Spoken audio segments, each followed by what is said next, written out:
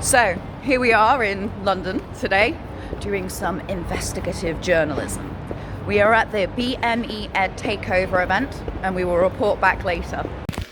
So I've managed to sneak the leaflets in. Had to get them out from underneath my dress, but we'll be ready to hand them out at the end. So we're currently in, but trying to find where we're supposed to be is hard. And even more powerfully than that, we coach and support them through every stage of their career. Because I will ask you this. Here's a little exercise. I want you to think about the first time you realized what race you were, and that would affect you for the rest of your life. Now, every time I do that exercise, if you're racialized as white, it normally happens somewhere in university where you left wherever you were living and you went and you met all these different people, or you had a gap year and you traveled and you met all of these different people and you're like, wow, look how these people live. I can tell you that if you're racialized as any of the non-white heritages, that happens when you're a child, when you're 4 and your parents explain to you how to approach the police. That happens when you're 6 and you go to school and your parents explain to you that you need to tell the teacher when the child next to you calls you names. And that becomes a powerful part of your being, because if you're young enough to experience it, then we're young enough for us to talk about it. And that's my challenge to all of you. When we think of EdTech, we think very much of, yeah, let's make things fun and playful, and we do the superficial, and we put onto that system and say, let's make some of the characters ethnic. But how deeply have you thought? How much do you ensure that that's a core part of what is occurring? Because we want to move beyond the superficial to something that is going to drive change. And every person in this room, when you leave today, I have no care for your statements for yourself or your company. I care for the personal actions you take when I'm not in the room. Because it's the conversations that happen and the confidence you have to challenge those conversations that drives change, that drives our society. So when you're designing, when you're creating, when you're sharing and explaining, who are the people that you're utilizing and where does the knowledge and power come from? So when we think of what we've done at BAMEed, we started in 2017 with just a group of 5 people organizing a conference on WhatsApp, and we are now a regional dominator in this space as a grassroots charity. I take your applause. And we don't end there. We are looking for everyone to join us. And I do have to point out, within BAMEed, we hang out and we especially spend time with everyone who's been racialized as white, because they're the ones that hold the power. And it's by finding those allies who are willing to speak on my behalf, who are willing to hold the room, who are willing to engage and put that work in to make change happen, that's when change is going to happen. Me talking here will not make change happen, but hopefully I would have planted a seed about what we are about, where our values lie, what our vision is, and that is going to encourage you to come on the journey with us and help us. So when we think about where we're going to be next, let's find some of these people who are on that journey. Please do have a conversation with Teacher Rue. We have joined with them because, as you can imagine, one of the things I commonly get told is, Alon, we can't find any teachers who are not white, so can you help us? And we did try to do that and found that we just didn't have the capacity. So Teacher are on board, and they have created for us a jobs board that allows us not only to hire or advertise diversely, but we've also put on there some training so that people who are racialized as anything other than white don't walk into a hostile environment. It has to be a full consciousness and culture. We're going into partnership with Microsoft, and thank you very much for everything that they've done for us so far. And we're building their educators system so that we can have far more Microsoft initiatives. I got the name wrong. Microsoft innovative educators, experts, so that we can then dominate this area as well, that is about computing and about all of the computing and IT. We are working with the Festival of Education and we're curating our own space within it. So if you feel like you have something to be shared, please do come speak to either Penny or myself. And we're working with the University of Wolverhampton and the National College for Education. We're also looking at how we can train more teachers to become computer teacher specialists and therefore hold them far more secure in the workplace. But that's enough from me, because I could talk for another 3 hours, trust me on this. What I want you to really focus on is what we're doing in all of our different regions, because every region of the UK is different, and their story is different, and the way that they're making change happen is different. And I want you to consider, where can I help, where can I join in, and how do I commit to this change? So the first group I'm going to call up is BAMEed Wales. And you will know a lot has happened in Wales, especially around the curriculum. So I look forward to hearing about sharing how they're helping change happen.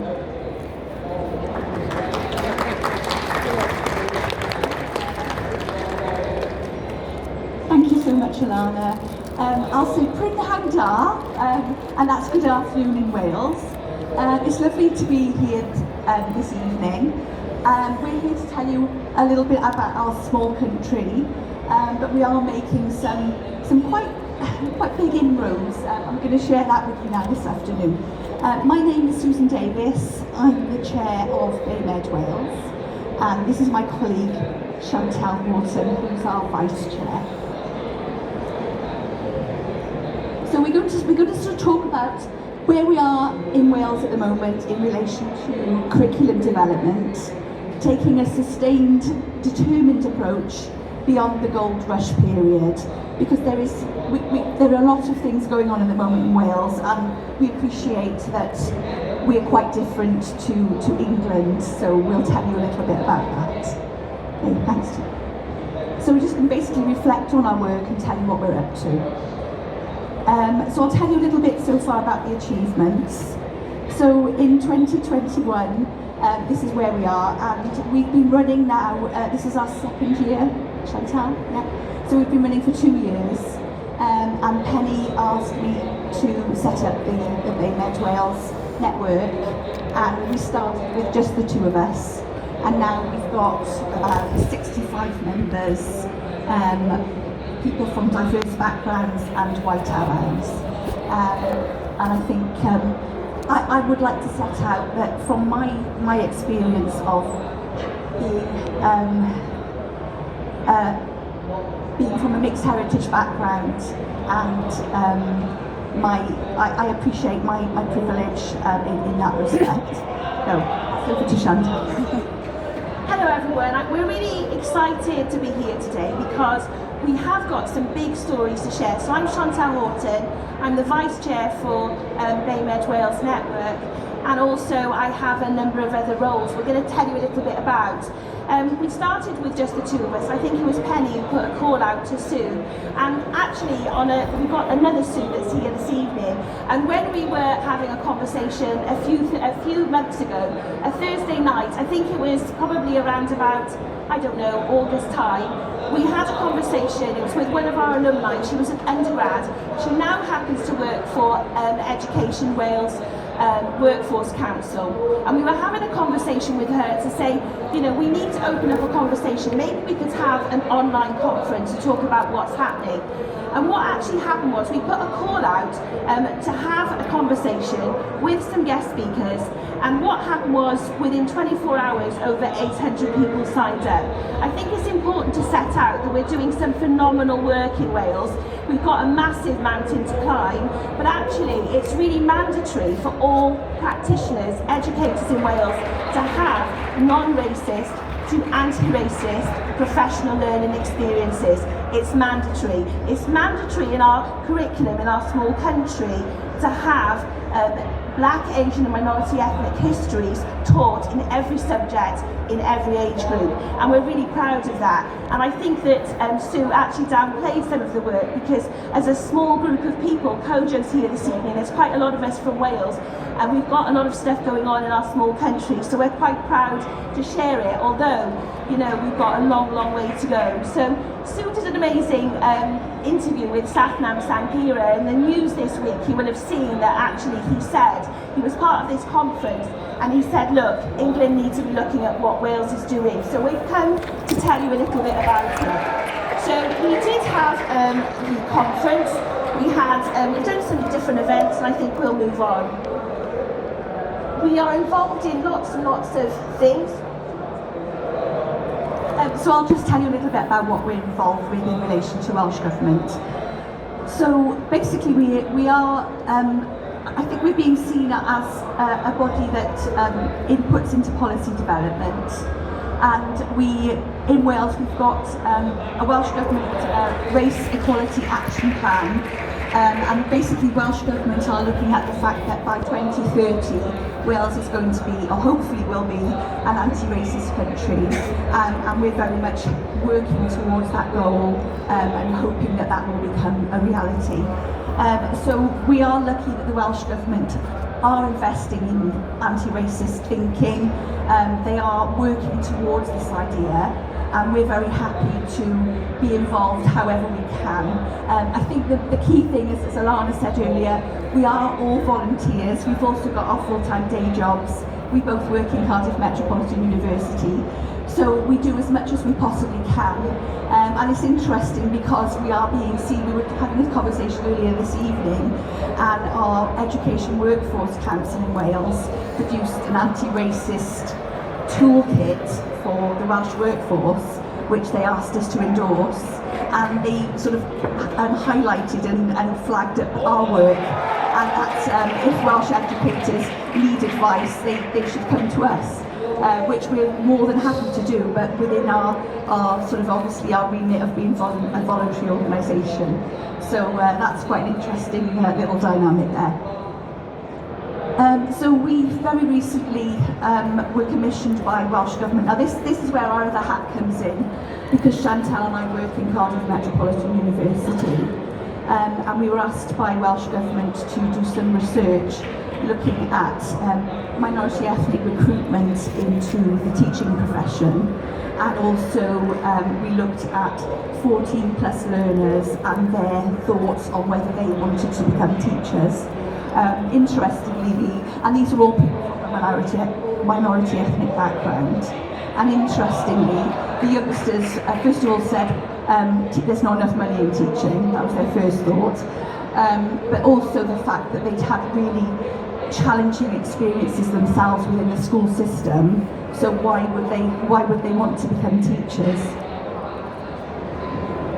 It was during COVID-19 lockdown period, so we had these conversations with participants, mostly online, and actually we managed to speak to 68 participants. It doesn't sound like many, but during COVID-19 and within a period of about a month, which is what the space of time that we had for the piece of work that we were given, they had loud and clear voices about their experiences.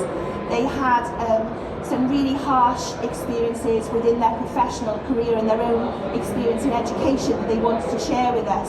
And it was really important to us that their voices were heard loud and clear in policy reform. And what we were really delighted to see come out of the work was that we had Welsh Government endorse an action plan for the recruitment of teachers coming from diverse backgrounds. This was published in October 2021 with expectations of any HEIs actually really changing the experiences. You know, this is going to be a long journey. We've taken a baby step here, but actually there is a mandatory action plan. You can have a look at it. We've shared the links. And what's happening is, you know, we've got 36,000 teachers-ish in Wales. 1,066 of those are coming from diverse backgrounds only. In 2019, there were only 15 leaders coming from Black, Asian and minority ethnic backgrounds. Only 7 of those were Black, Asian and minority ethnic head teachers, none of them were coming from a black British or black Welsh background. My head teacher, Mrs. Betty Campbell, was also my next door but one neighbour. She took me by the hand to school, and I had her as a head teacher in Wales in the 70s. Not much has changed since then, so what are we doing about it? And actually they use the voices of these participants to say, let's make a recruitment plan. One of the things that's happening in our university, and there's lots of things, you can look at the recommendations. So if a student teacher who's applying chooses to share their ethnicity, then we can consider that and ensure that they have a diverse representation on their interview panel. That sense of inclusion and mentoring starts from day one. They have a different experience. Alongside this is the longer term work of the expectations of diversifying the curriculum and also the professional learning of anti-racism training and professional learning. So there's a lot going on. So please do take a look at some of these examples of work. And what's strong is that it's from conversations with our participants.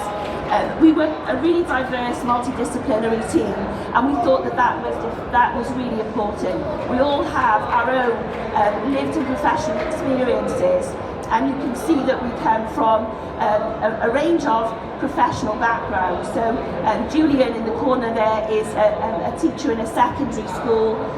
Sue and I, and actually quite a few of us, work within the university. So we thought that was really important, and we found from the research conversations, in fact, for the hearts on sleeves and the really raw emotions that were being shared, it turned out that it was a really important factor and quite a unique factor in research teams. Also, the other thing that was 5 minutes ago, the other thing that was important was that, as Chantal said, making sure that we spoke to the community, and because we had links with the communities, we were able to engage with people, because we were really, really keen that the participants' lived experience was at the forefront of this research, and also their spoken voices, which celebrate diversity and champion fair representation. And again, this idea of schools having courageous conversations with staff, that's so important. And I think that we need to talk about race, we need to have those difficult conversations, and we need to work very much outside our comfort zones. And I mean, this is not easy work for us with our lived experience. So we all need to sort of take that stance. And also we're being seen as go-to educators within Wales, and we're all very much working towards being an anti-racist school and a society. One of my other roles is to be a project director of Darky. So actually what happened in the ministerial working group, so we need white managers in education to step up and support their diverse colleagues, because they can't do it on alone. It's got to be within that construct of the white school system.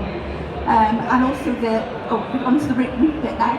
And finally, so this, the idea of only recognised leadership is something that happens as well. The fact that black and brown teachers take on various roles where they don't have remuneration.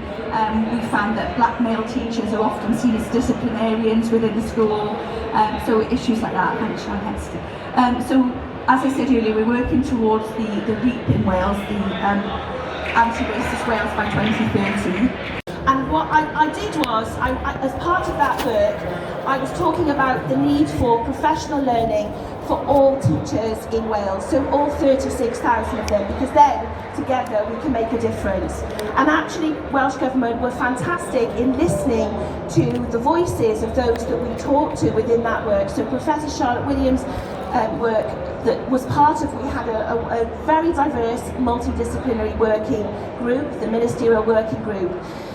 What happened was, I went to Welsh Government then on as part of that conversation, and suggested that we have a pan-Wales approach to professional learning.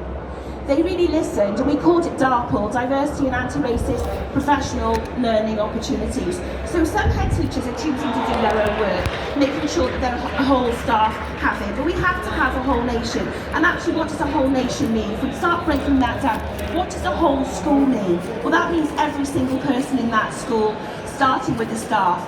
So the head teachers, you know, the senior leadership team, the teachers, the governors, the caretaker, the lunchtime supervisor, the person that works in the office, the teaching assistants. And we have free professional learning opportunities that are live, and actually we wanted to make sure that everyone within that working team were from diverse backgrounds with lived and professional experiences themselves. And we brought together a coalition of partners, some of them working from small one-person businesses to big partners. So we've got a few branches of this. We've got professional learning that looks at shifting from non-racist to anti-racist approaches. We've also got approaches about curriculum design, you know, being critically and thinking about analysing what are we doing and how are we making sure that there's a presence and contribution from Black, Asian and minority ethnic histories and you know, lived experiences, and that children feel part of the curriculum. We have a word in Wales which is cynefin. It's a sense of belonging. It's a sense of not a historical or geographical place, but actually it's somewhere where children want to be, because if they're going to belong, they need to want to belong. And so it's really important that we think about that. We've also got a research element of that, and we have a funded education programme to do with a professional doctorate, which Dr. Susan Davis leads, and we've also got some extended PL. So we're really happy that we've got the first draft of the website out. We're going to call it a virtual campus, and it's going to be a go-to place for every single teacher and practitioner in Wales. There will be a virtual library. We're in a tiny place where we planted the seed and it's starting to pop, but it's a long piece of work, this. And we've got sustained support from Welsh Government. It's really emotional work. And you know, when we put out the senior leader training, Rachel Clark is leading that for us. She put out the Eventbrite, and within 24 hours the 80 places were taken up. There's a huge take-up for this. Hopefully the head teachers will then make sure that every single one of their staff has it. They also have to have at least an annual inset day, which is a professional learning day dedicated to this piece of work that, you know, has been neglected forever, really, hasn't it? How often have we looked at this, and how often are we going to go back looking at this? You know, similar to safeguarding, it needs to be relevant. We've got lots of events coming up, so do look at darpl.org. It's just a draft version at the moment, but we're going to be adding to it. It's a work in progress.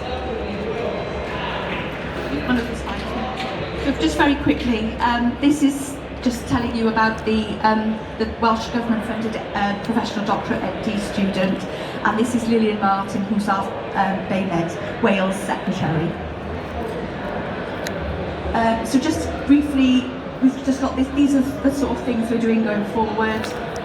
We're lobbying the government. In your house to make it the house that really belongs to you, that sparks and talks all about you. What you mean, like our country? So you have a housewarming party and your friend comes, but one of your friends has had an accident and therefore they're in a wheelchair. Now when they get to your house, they can't get up the stairs to get into your house. At that point you have two choices. Most likely you're going to say, well, let's make adjustments, let's go get them and bring them in, because I want them, I recognize that that's a part of their new identity, and therefore I'm going to bring them in. But the more powerful choice is to say, even though... So things that we can do on a practical basis within schools to start that realm of identity and belonging. And this is a really simple start, but it is a very powerful one. And it is simply like we have today. What are you reading to your children? What are you showing your children every day? Because I'll be really honest, as a child growing up in primary school, you know, my teachers stayed in the lane of Enid Blyton and Anne Fine and Roald Dahl. Can anyone name any black people in any of those stories? No. Fanny and Jim had some lovely lemonade, but they did not have anyone of an ethnic minority background within their stories. How are you seeing please. How are our children seeing themselves represented? So I'm currently outside the event after eventually finding the right room. I know I'm a horrible smoker, but it was unbearable. After talking about their anti-racist strategies, anti-white strategies, they then started talking about how Cleopatra was black, how Britain was always black, that they've been here since the Roman times. Not that there was less than a 0.1% black and ethnic minority foreigner population in our country prior to the 1960s. Now we've got to pretend that they've been here forever, and it turns out the Welsh Government is going to be funding anti-racist policies. Time for us to set up that community interest company, I think, and offer some opposition. The team's in there recording right now, and I should probably get back to it. Catch you later. And the Black Lives Matter protests, the kind of worldwide attention that was focused on Bristol with the pulling down of the Colston statue, quite rightly so. And following on from that, the work that the city as a whole is committed to addressing racial inequality, which is very systemic in the city, and it infiltrates every part of city life. And the schools are all very committed to this work as well. They just don't know how. And so the work that we started about a year and a half ago was, along with some other key organisations in the city, is looking at how do we start addressing that. And, you know, for our young people, it's everyday life. And what happened when the Colston statue pulled down is so many of my students that I know and teach were there. They were there. They were part of that. They felt so strongly about it. They should have been arrested then. Actually, we were really proud of them for being there and for standing up for what they really believed in. Sharon's going to talk a little bit more about the Southwest as a whole.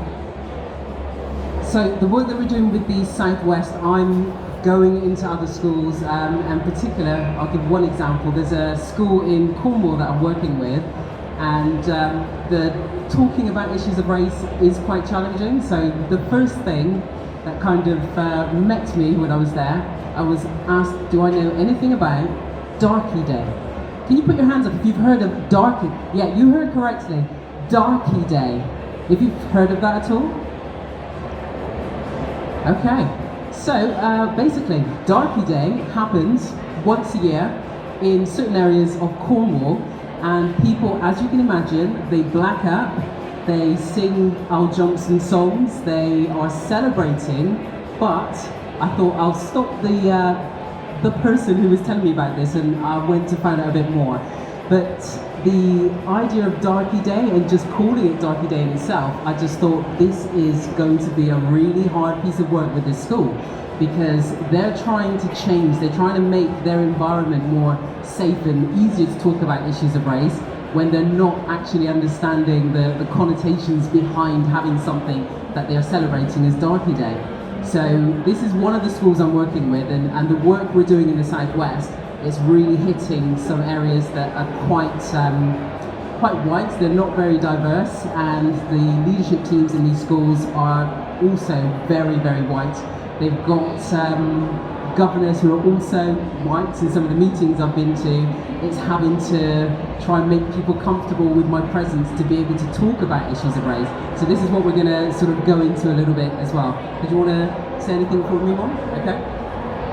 Thanks. Okay, so it is difficult talking about issues of race, and why is it difficult? There are the contextual differences. So this was part of what I was sort of talking about with you. It's the idea of having something like a Darky Day, which just struck me as absolutely ridiculous. And I was hoping I didn't flinch when this was mentioned. Maybe I did, but it's the idea that context, where you are in the country, where you are in the world, why is it going to be so difficult for people to talk about race? Obviously there's the shared understanding of language. So if you're working with students, if you're working with teachers from other areas, you want to make sure that people are having that shared understanding, they are using the same meaning for the words. So obviously the example I gave you is kind of out there, but at the same time, Marxist restructuring of language. You know, even in Bristol, there are going to be slightly different ideas of what a word may mean. compared to somewhere else in the country. That's And it's because just you're thinking rewriting about our that shared language. understanding within a city, within a school trust, what is actually being done. Another reason why I'd say it's quite difficult to talk about issues of race is there's just a lack of engagement. People just don't want to get involved. There's the emotive language. Sometimes it is challenging, and that in itself kind of stops people from talking, because they'll think, do you know what, I don't want to say the wrong thing, I don't want to upset somebody, and what am I going to say so I don't seem like a bad person? So it's that emotive language, and obviously the fear. They are just afraid of saying the wrong thing sometimes. So these are just some of the reasons why I was saying and pointing out really that it's difficult to talk about issues of race. And going back to my example, imagine myself as a black woman being in a school, I'm surrounded by a board of trustees and governors, everybody's white, and I'm trying to explain to them it's not really an ideal thing to do, but for one person to come in and try and change the culture of a town, that in itself is going to be very difficult. So I will be working with that school ongoing, but it's just the idea of how can we then encourage people to talk and feel a little bit more comfortable with it.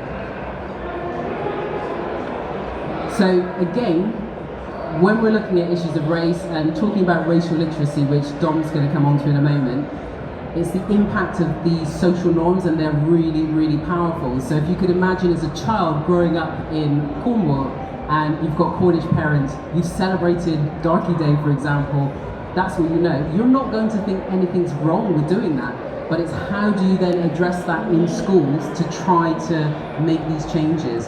And again, like I said, it's a really strong example, but it can apply to other things.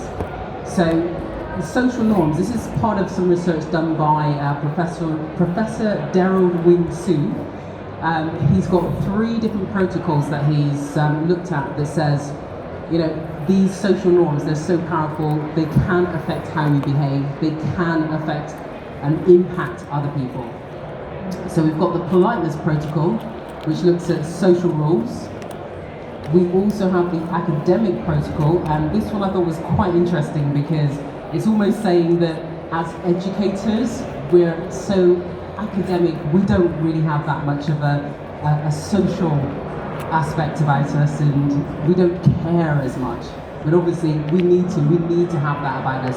If we're in a school setting, it's a key aspect for us. The other protocol is the colourblind protocol, and I'd say a lot of people obviously are aware of the fact that there are discussions where people say, I don't see race, I don't see colour, and that in itself can be quite damaging. So I've sort of gone through this very quickly. There is research on this. It's very small back here, but we can share this with you later.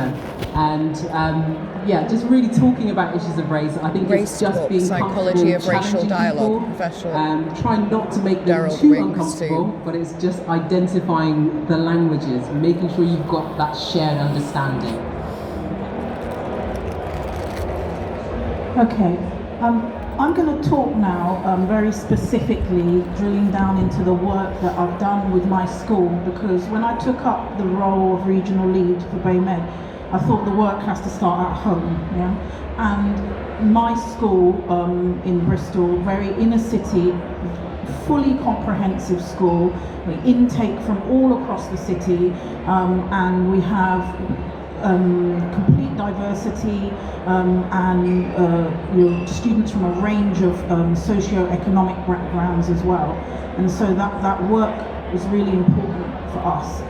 And obviously what I would love to be able to do is deliver a half-day workshop on how you can start that work with your staff and your students to develop their racial literacy and be able to have these difficult conversations in school every day in your curriculum. But unfortunately we've only got 20 minutes. So I'm literally just going to show you the process that we've gone through as a school, and obviously people can ask any questions. I really love this diagram, and it is something that I use regularly with the staff at my school, and also when we're delivering training at other schools and institutions. thinking about where you are on your racial literacy development. As a school, we are about here now in my school because we've gone through these processes, and we periodically come back and check ourselves as individuals and as an organisation, you know. And for us, I'll talk in a minute. I will be unconscious bias.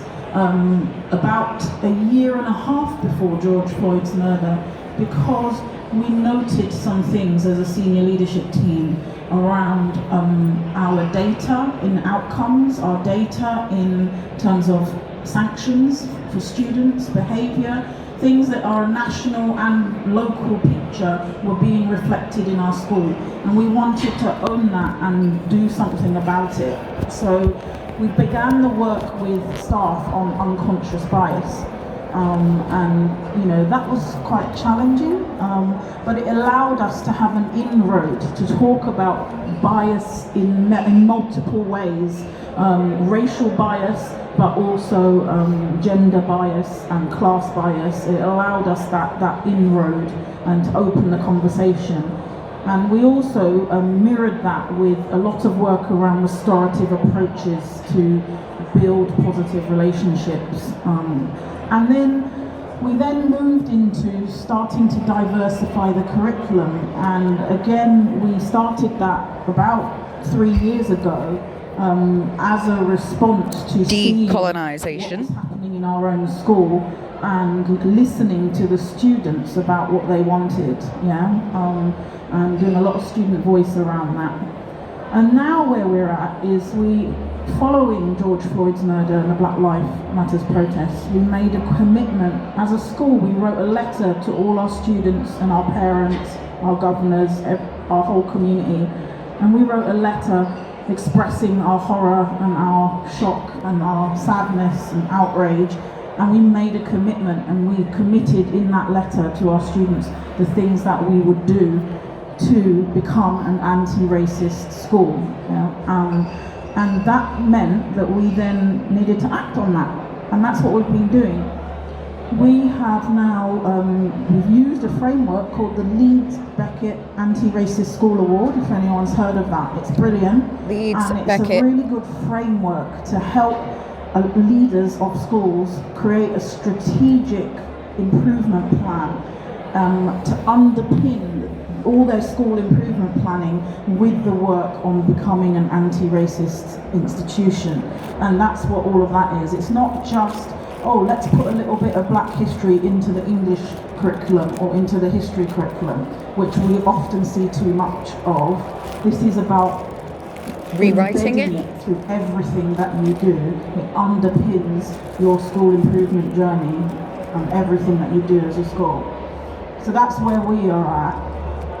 And in terms of bringing our staff with us, this is really important because, as Sharon talked about, fear is quite overwhelming, and it can be really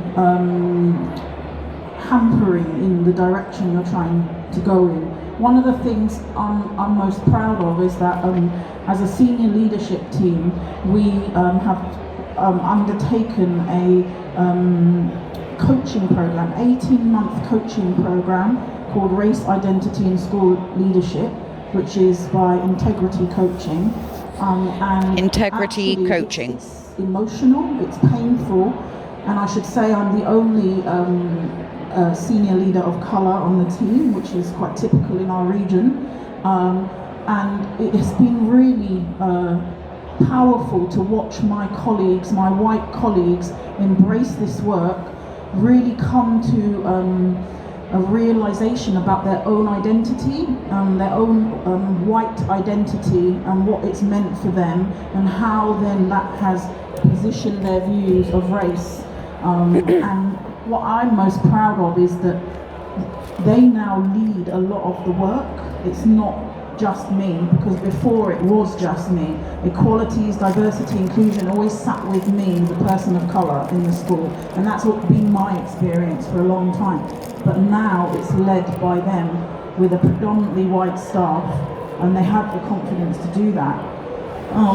So I've talked a little bit about how one of the early things that we did.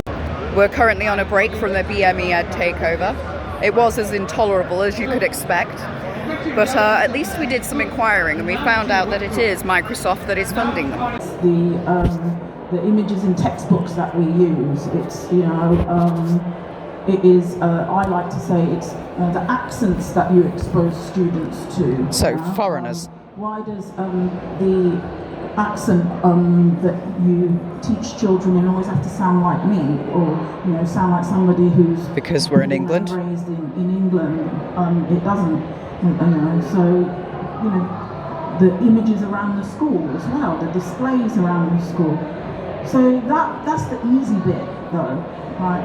Putting in representation into the curriculum around the school. In our recruitment, that's a little bit more challenging, but we've done a lot of work on that as well. That's the slightly easier bit. The next step, and I suppose these two go in tandem, is removing barriers. You know, I talk a lot, I give a lot of examples about English idioms that still completely flummox me.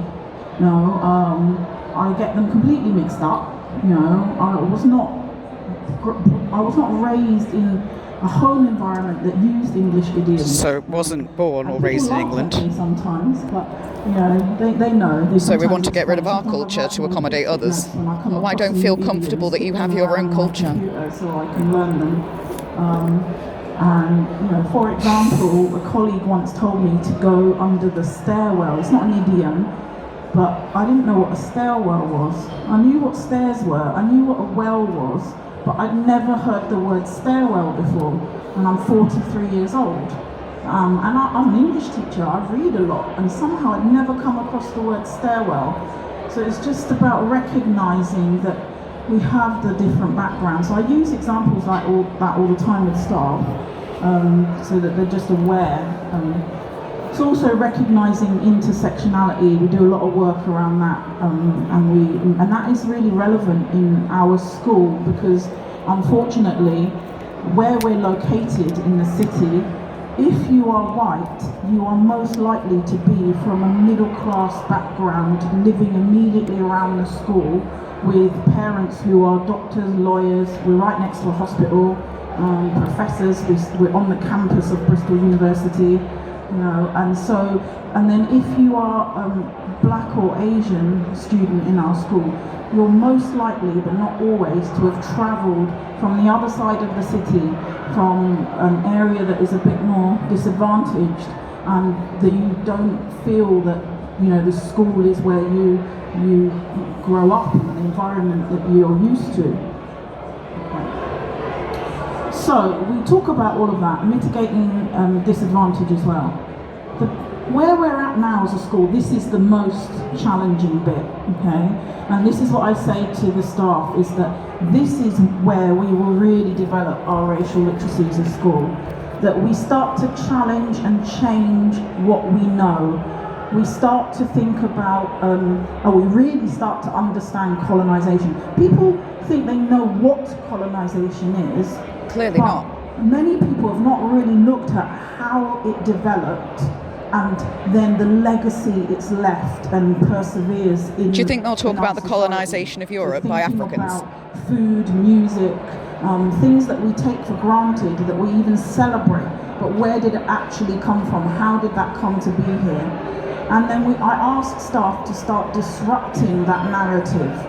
You know, and I give lots of examples, personal examples. I'll give you an example. Well, my husband is Nigerian, and we went to the British Museum, to the exhibition in the basement, the Africa exhibition, and we looked at the Benin statues and the descriptions on the plaques for the Benin statues.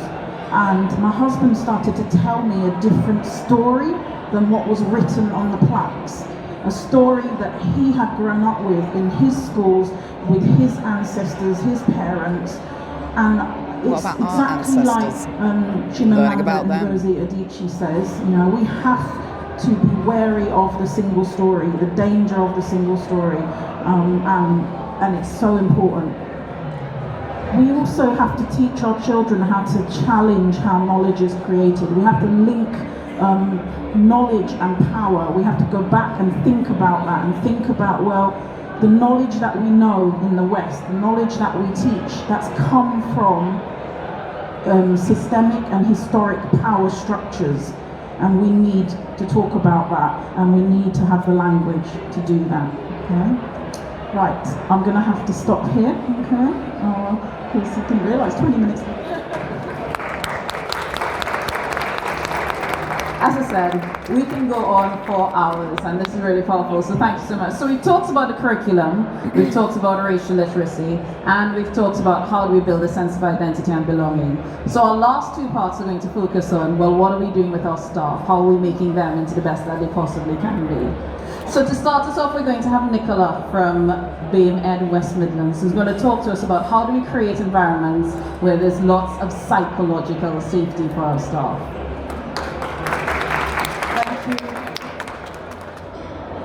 I am going to be multitasking, so I'll be reading, holding the mic and trying to repeat. So my name is Nicola Bailey and I'm one of the BAMEed West Midlands hub coordinators, along with well, I'm going to sing, along with Dee Campbell and Sophie Miller, who couldn't be here today. So the purpose of this presentation is to highlight how racial experiences and racism can impact on the mental health and well-being of teachers from ethnic minority backgrounds, and also to consider ways that individuals and schools can create a psychologically safe environment. On the board We talk there about creating a psychologically safe environment while saying we want to traumatise white children. And many people who are from BAME backgrounds will be probably familiar with these terms or these phrases. So from a very young age, you will have been told, probably when you're going to school, that you have to work twice as hard for half the recognition. As you get older, you will probably be told about black excellence, always striving to be the best you can, and mediocrity is not even something that you can contemplate. You're also told that you need to be strong. So as a woman, we're talking about intersectionality here, where you've got to be strong, and black women, we can go through any form of adversity because that's what we have to do. We also have comments that will actually serve to protect a BAME person. So for example, words such as keep your head down, it's not worth the hassle, you don't want to appear to be aggressive or a troublemaker or oversensitive. Although some of these statements are meant to protect or to empower, they can actually have psychological and long-term physical detriment to a person who is BAME. The reason being is that, sorry, I've lost my notes. Sorry. They have significant psychological and physical harm later on in life. So how do these statements impact on BAME teachers? In 2020, UCL conducted research on BAME teacher retention. It was found that BAME teachers face challenges and problems linked to race and racial inequalities. These findings were similar to the ones that were found by Hack and Elliott 3 years earlier in 2017. The research also found that whereas workload is often cited as a common reason for teachers leaving the profession, this was not the case for BAME teachers, who actually cited racism and racial inequality for the reasons why they wanted to leave the teaching profession. These inequalities include being overlooked for promotions to senior positions, for not being the right fit, or for not having enough experience. The culmination of that later is then to find out that somebody who has less experience than you, or not even as talented as you, doesn't work as hard as you, that they actually get that promotion, and then sometimes you'll find that they're your line manager. There's also the concept of the hidden workload, and this is where BAME teachers are given additional responsibilities, or they feel obliged to take on additional responsibilities. So that could be the cultural ambassador. They're the go-to person on all things related to race. There's also the idea that they have to be the advocates for BAMEed students and their parents. So whenever there's an issue, you're the person that they go to support the child or the parent. They don't want to deal with a difficult parent, but you can. There's also the continual burden of having to continually work hard to compensate, to be seen as being as competent as your non-BAME counterparts. White. The second study was by the NASWT, and this was a poll, and they found in their poll that 55% of those that completed the poll that they had experienced verbal or non-verbal actions that they saw as demeaning to their racial heritage. They found 37% thought that racism within schools had got worse. 46% said that they were not confident about reporting racism due to a lack of support. There's also the idea that they would face a backlash, or that they would face reprisals for speaking out. However, a majority of 59% of those polled said that they had encountered incidents where they were labelled as being oversensitive, paranoid or aggressive for challenging validity of their identity. However, the biggest impact on the mental health and well-being of BAME teachers and staff is microaggressions. So what are microaggressions? These are basically subtle insults, comments and behaviours that leave a person second guessing whether the incident is actually taking place. And furthermore, you're then left wondering, how do I respond? The problem with micro-being of when you come in with a new hairstyle where everybody wants to stroke or touch your hair, and being offended when you say no. Then we have micro-invalidations, and these are the statements that downplay or minimise or dismiss a person's feelings. So it's phrases such as, racism doesn't really exist like it used to. It's also comments such as, I don't see colour. These can trivialise what a person is experiencing and how they feel. Thirdly, we have micro-assaults. These are your direct and deliberate phrases or acts that are meant to put down and to cause offence to someone. So, whatever the type of microaggression, there is evidence that highlights the ongoing and detrimental impact that these behaviours have on the mental health and well-being of BAME teachers. Microaggressions cause unresolved conflicts within a person. They leave a person feeling angry, frustrated, despondent and sometimes feeling helpless. Furthermore, the impact of microaggressions can lead to a form of PTSD, which is known as racial trauma. Right. This is the impact of the stress caused by experiencing race-related thing about it.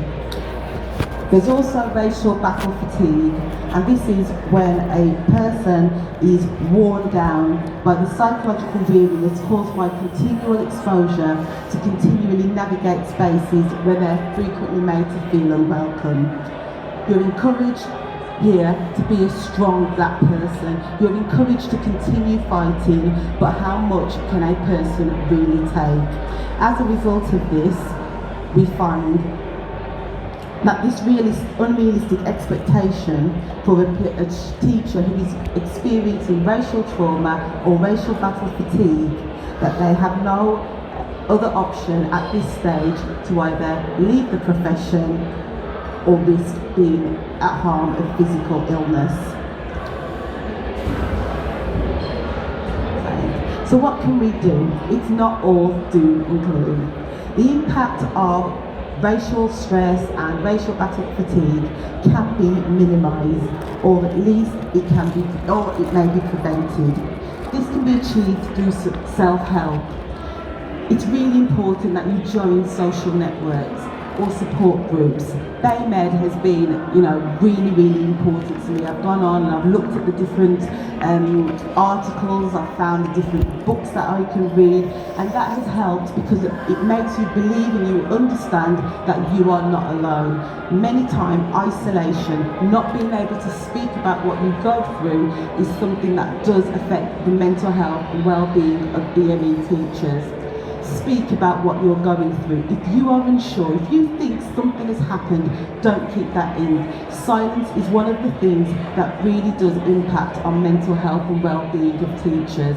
Speak it out, because when you speak to someone, you will probably find that it isn't in your imagination.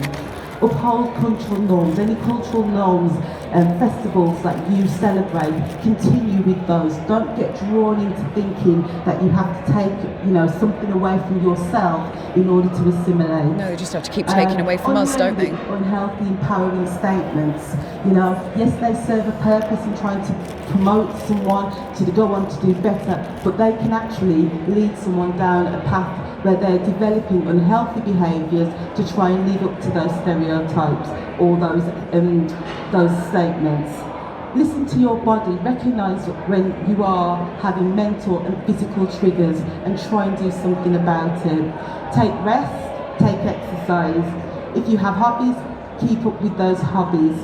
If you have spiritual practices, yoga, meditation, prayer, those things, they're known to work. And educate yourself. Read. I really enjoy reading, but unfortunately don't have the time. So what I found is audio books, just as good. You're getting the information, and it's really nice when you're driving down the road, having someone talk to you. But doing all those things is not enough. Sometimes you can do all of those things that I've listed, but if you're in a school and it is psychologically unsafe, it doesn't matter how much yoga or meditation or reading you do, you are still under pressure, and your well-being may be at risk. Therefore, what is required is for schools to become psychologically safe environments. This is a school where staff are free to be themselves without fear of alienation or reprisal. This is where there is a collective sense of support, where everyone's voice is heard without judgment.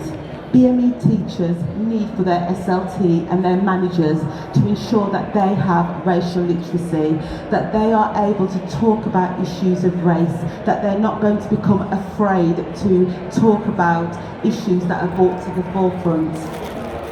We need SLT, we need managers, those in positions of power, to be curious about the experience of their staff. If a member of staff says to you, this is what happens, do not feel as though you have to, invalidate what they're saying, brush it under the carpet. You need to talk about it. You need to find out what your staff are feeling and how that is impacting on their mental health. We need environments where policies are lived and speaking up is encouraged. Most schools, every school should have an equality policy, but if that is not put into practice, then it's just a piece of paper, and staff feel that, and that causes tensions, and that causes psychological damage to staff. Approach every conversation as a learning opportunity. You don't have to be afraid. It's a conversation. By talking to people, you learn so much more. It doesn't mean it's a criticism. Nobody's calling you racist. It's just an open dialogue. Appoint someone to a DEI lead role, but with remuneration. It's not a bolt-on job. It's not something that you just call someone in the corridor and say, can you do this? So many BAMEed teachers, as I've said, about the hidden workload, are made to do unpaid labour. That's unfair. If you're committed to making a psychologically safe space for your staff, then you give the role the credence that it deserves. Understand that sometimes you just don't understand. There are things that will happen that when staff bring that to your attention, you may be unsure, you may question, but that is somebody's lived experience, and it is unfair for you to actually turn around and invalidate that experience just because you don't understand or you don't think it happens in that particular way. Recognise the point of view of others and be open to feedback.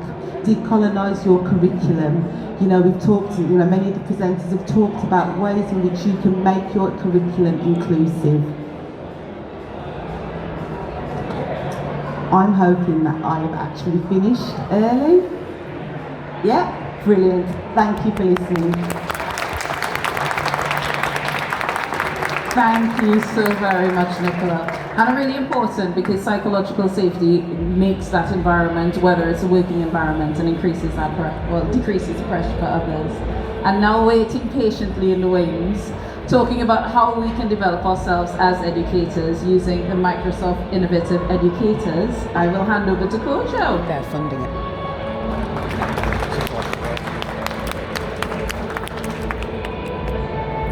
Guess who's getting sued? Well, good evening, everybody. It's so lovely to be here, and it's late in the evening. I so I thank you all for staying to see me speak. I'm the last speaker of the night.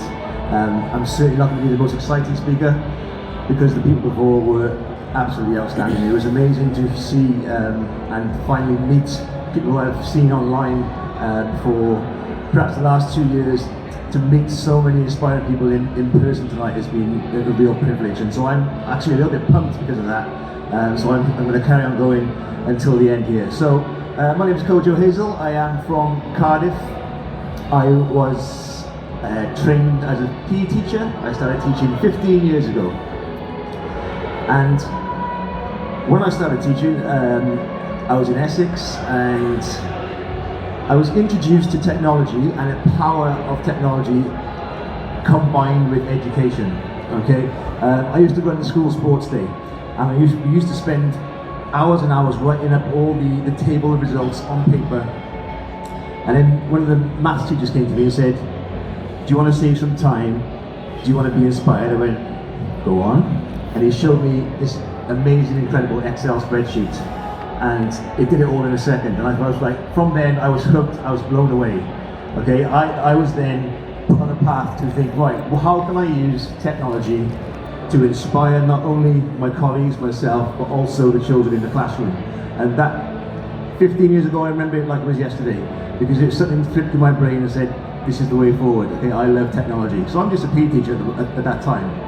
So fast forward a few years, I moved to back to Wales, Cardiff. I was teaching as a PE teacher again, but also head of vocational education. And I was very, very fortunate, call it luck, call it fate. My school was actually awarded Microsoft Showcase status. And from that... So finally finished our day at the BAMEed Takeover at the Bett Educational Expo, and I can say that this was completely horrendous. We had to listen to an awful lot of Afrocentric Marxist dialogue about how they're going to change our curriculum and how they're going to increase the diversity of those working within our schools and also make them anti-racist, which we all know means being anti-white. We will report back on this probably tomorrow or later on, but